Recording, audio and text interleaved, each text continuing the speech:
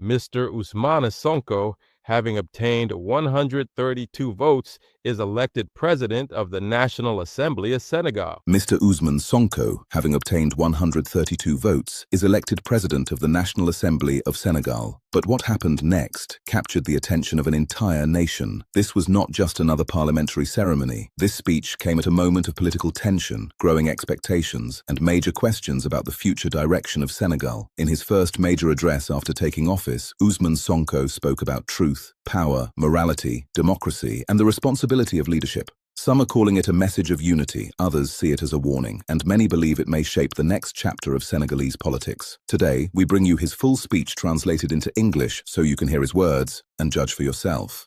Let's listen. Ladies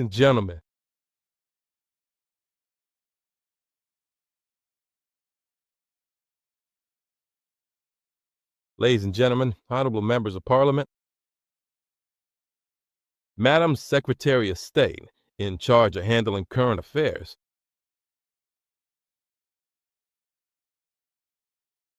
dear members of the public, before I read my speech to you, allow me, on behalf of the Republic of Senegal, one and indivisible,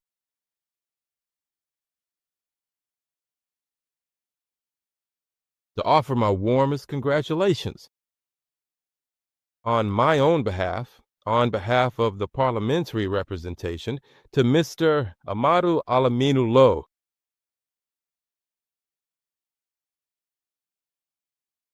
who yesterday was appointed Prime Minister of the Republic of Senegal. I would like to take a moment to point out that I personally know and am well acquainted with the Prime Minister of Senegal, whom I had appointed as Secretary General of the government, which was attached to the Prime Minister's office that I headed at the time. I worked closely with this individual for a year and a half, developing a strong professional relationship during that period, and who did a colossal amount of work in the preparation, first to the frameworks, notably that of Senegal 2050, the master plan.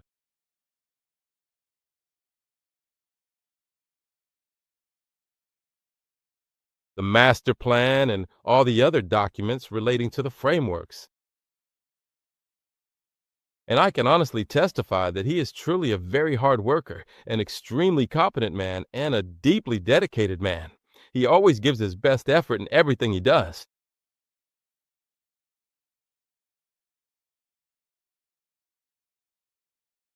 Even if, moreover, I must admit that we have certain differences on some issues, particularly the monetary question and the management of debt, and other similar matters.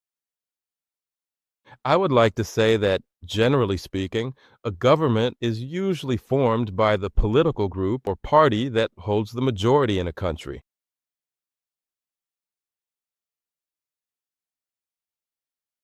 Our political group was not involved in the consultations that led to the appointment of a prime minister. It is not involved to this day in the consultations for the formation of a government. And consequently, I would like to say that you cannot do PASTE without PASTE.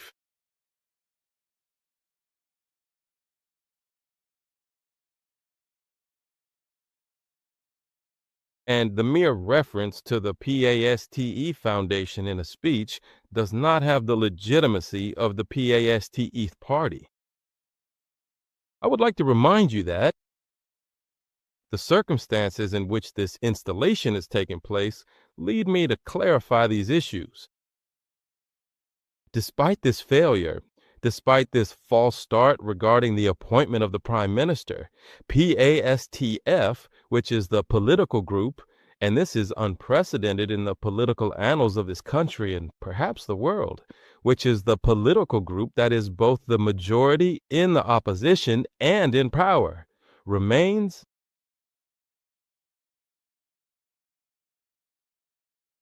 open to a discussion, a responsible one that sets aside egos to find the ways and means for peaceful governance and to finish this mandate under the best conditions.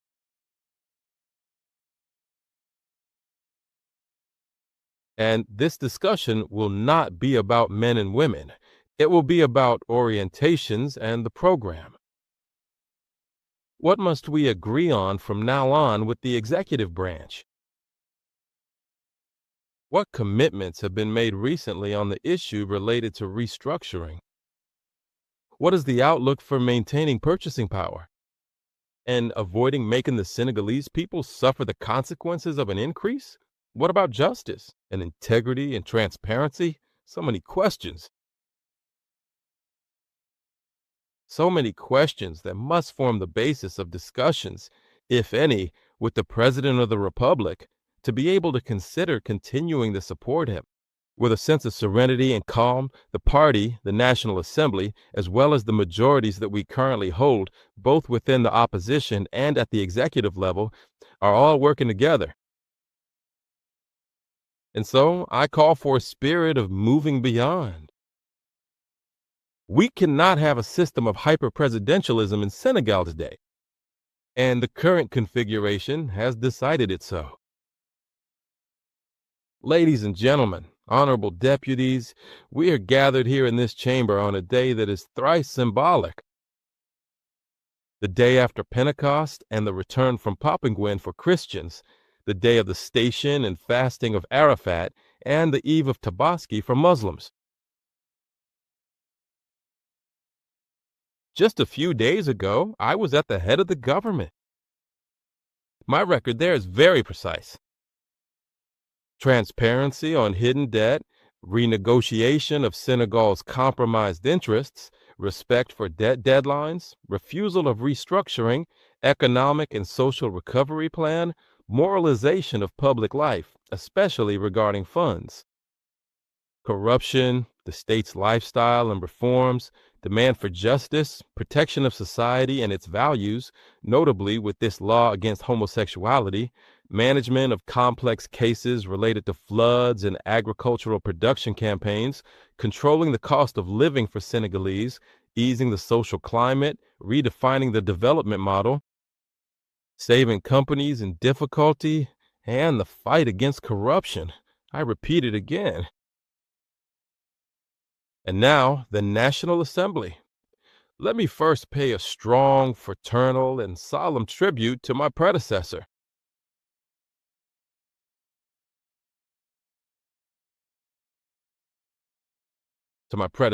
President Malik Ndiaye,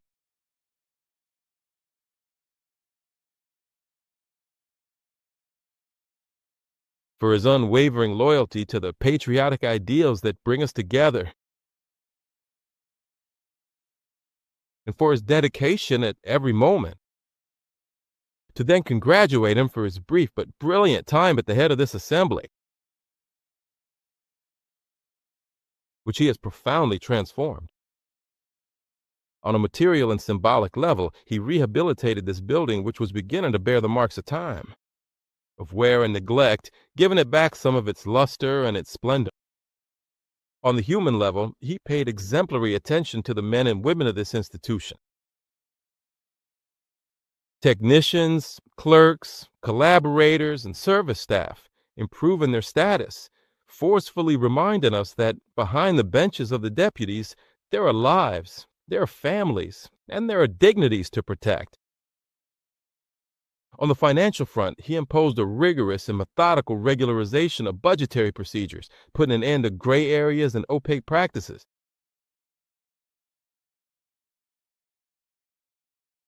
On the technological front, he initiated the digitalization of parliamentary work, providing us with modern tools aligned with the best standards. On the international level, he was able to give dynamic content to the concept of parliamentary diplomacy, serving Senegal's influence and strengthening our country's regional and international positioning. President Malik Nigan, on behalf of all the deputies of this institution, on behalf of our political party, on behalf of the Senegalese people, and in my own name, I say thank you.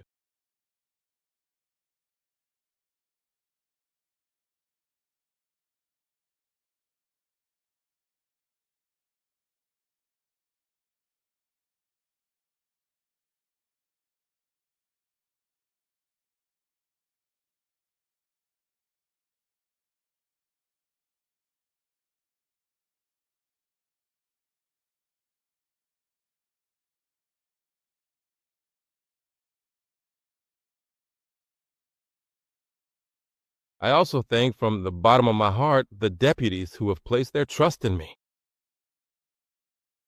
Deputies of the majority, but even more so, deputies of the opposition who've placed their trust in me. This trust binds me. Today, you give me more than ever the unsubmissive and institutional means for our role as the vigilant guardian of our revolution.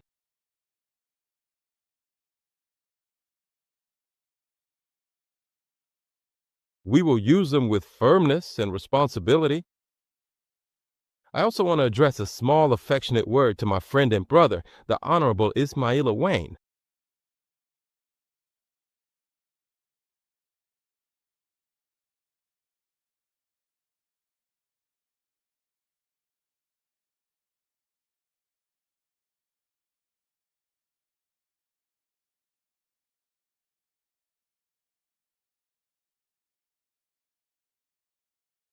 Ismail, I felt immense satisfaction knowing that it was going to be you, my alternate. For more than 10 years that we have been on this path, you've always shown, in all circumstances, absolute loyalty, rare selflessness, and total self-sacrifice. Your sincere friendship will remain one of the most precious assets public engagement has offered me. For my part, dear colleagues, as you all know, I served as a deputy for 5 years. 5 long years. I've known the narrow benches of the parliamentary opposition, the fierce oratorical duels, and sometimes the exhaustion of the solitary fight against majorities that confuse the power of numbers with the legitimacy of the law.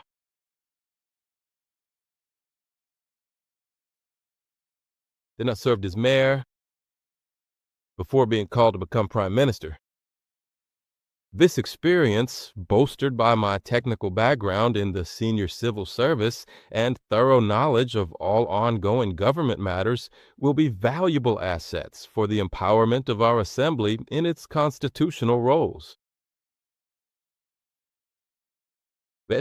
Fellow deputies, as I enter this National Assembly today with the responsibility of presiding over it, I fully grasp the gravity of the historic moment our country is currently facing. Here I am, called to lead the institution responsible for directly representing popular sovereignty. Some see a crisis in this, others a tearing apart. I, for one, see it first as a test of truth for our democracy. People do not only judge politicians by their victories, they judge them above all on their ability to remain faithful to their principles when power becomes uncomfortable. Because there is a question more important than that of knowing who governs. That question is, in the name of what do we govern? For several months, our country has seen deep divergences emerge at the top of the state. They have been described as personal rivalries, conflicts of ambition, or power struggles. I do not wish to feed into this reductive interpretation. What is at stake goes beyond individuals. What's at stake is the relationship between morality and politics.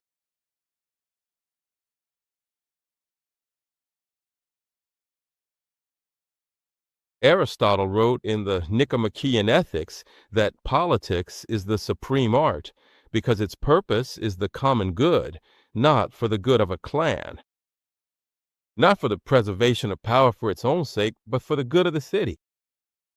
He also reminded us that no city can last if virtue disappears from those who lead it. In Senegal itself, this question of the ethics of power is not foreign to us.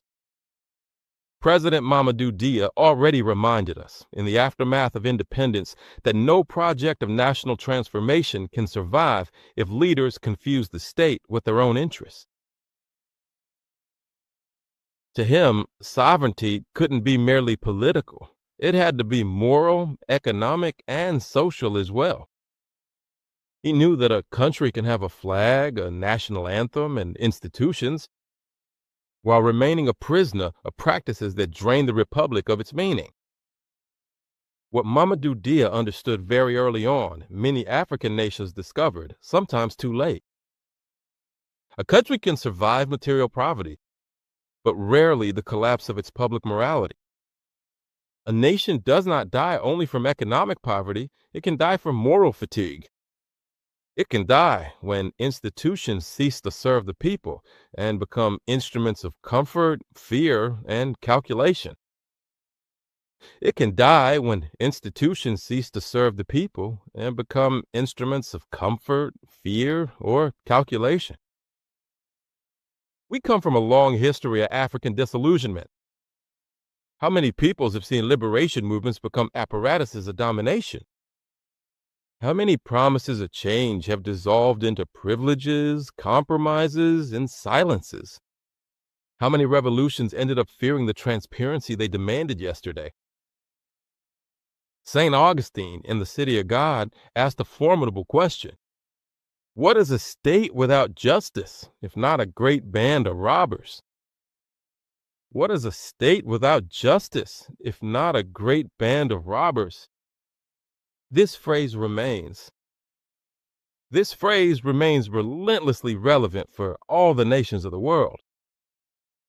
When public power ceases to be directed towards justice, it no longer produces trust. It produces resignation and anger. That is why I want to say it here with gravity. Political morality is not a decoration intended for election campaign speeches. It is the condition for the survival of nations. When a people loses confidence in public discourse, they gradually cease to believe in the institutions themselves. Our historical responsibility is immense because our people have suffered much to make possible the citizen revolution through the ballot boxes of 2024. Young people have fallen, families have wept, citizens have known prison, fear, and sometimes exile.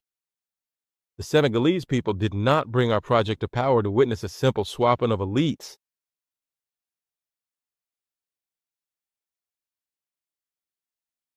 They brought it to restore a certain idea of public dignity. This inner loyalty to the dignity of a people runs through our entire national history. Aline Sitoé Diatta had already understood that a people remains free only when they inwardly refuse resignation. Faced with colonial rule, it had no army, no state, and no institutions. It possessed only a moral force, the conviction that no power can endure when it demands that a people renounce their dignity. This lesson remains relevant today.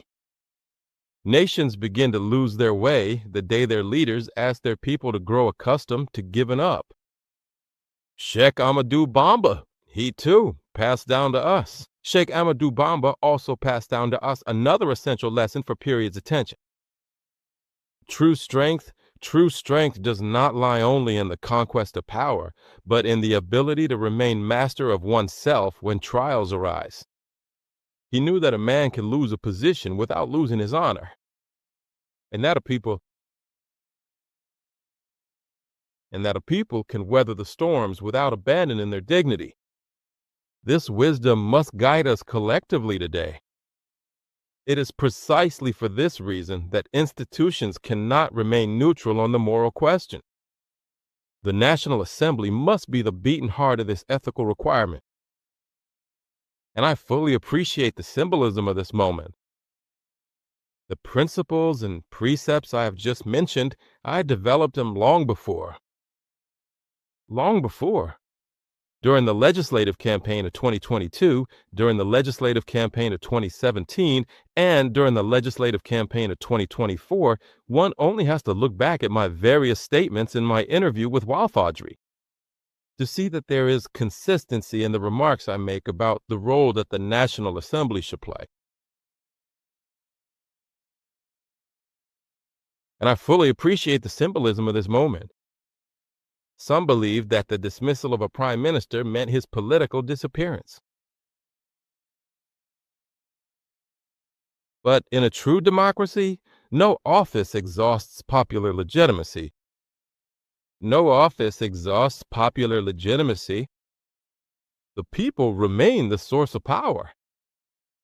And this assembly, boasted by the massive trust placed in the project led by PASTE during the legislative elections of November 17, 2024, holds a particular historical responsibility today. I want to reassure you that I will not use this responsibility to organize institutional chaos.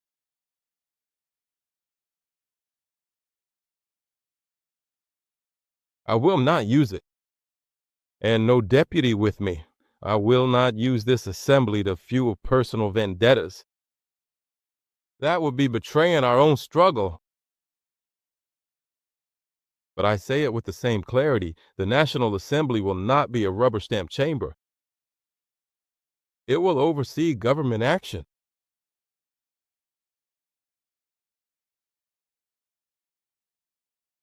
It will fully exercise its constitutional prerogatives to pass laws, oversee government action, and evaluate public policies.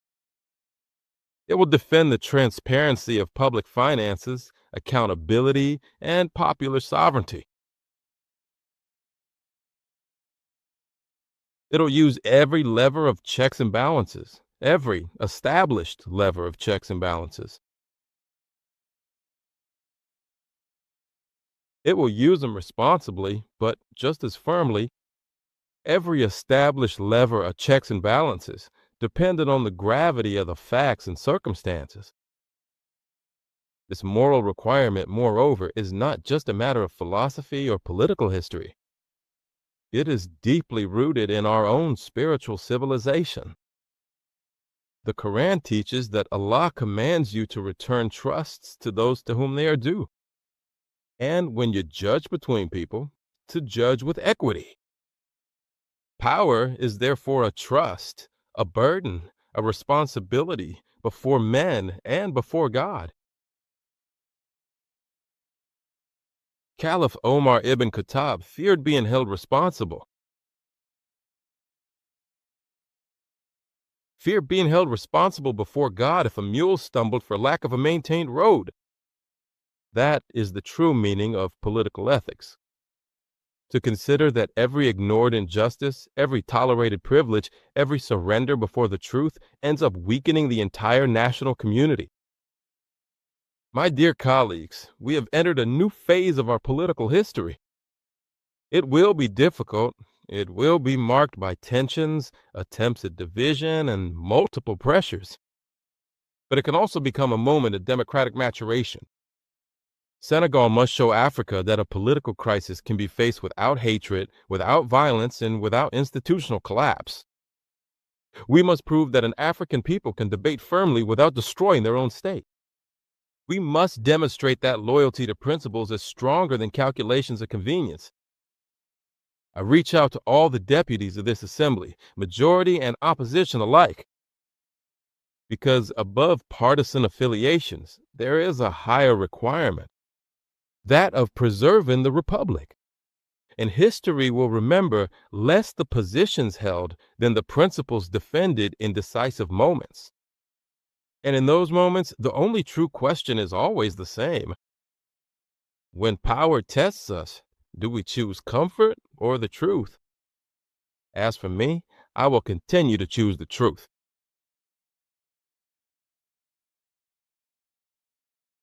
Long live the National Assembly, proud, renewed, and standing tall. Long live the Republic of Senegal, one indivisible, eternal. I thank you for your attention.